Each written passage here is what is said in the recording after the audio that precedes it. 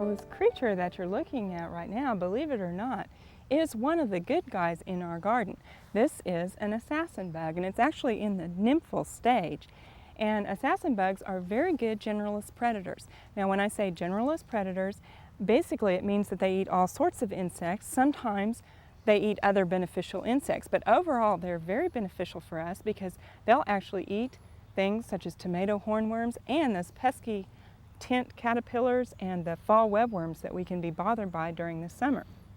Now, the assassin bugs that we actually have around here, one of the species that we have are called wheel bugs. And while I said this is a nymphal stage, the actual adult can get to be 1 to 1 1/4 of an inch long. So it's a fairly large bug, and it's gray in color. And if you've seen those really evil looking bugs that have kind of a wheel look on the back of their neck, that is actually a wheel bug. So that's what this will grow up to be.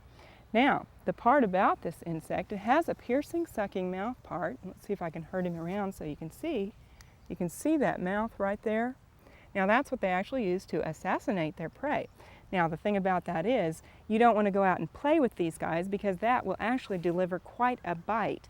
So, if you're out in your garden and you see one of these guys, don't kill it because it's a beneficial insect. You can watch it for a while, but then you'll want to leave it alone because you don't really want to get bit by it either. But they are a very good guy to have in the garden. We hope you've enjoyed this classic from the Oklahoma Gardening Vault.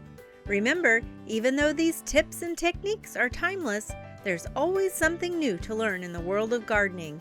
By subscribing to both Oklahoma Gardening and OK Gardening Classics, you'll have access to a wealth of gardening knowledge, both classic and contemporary.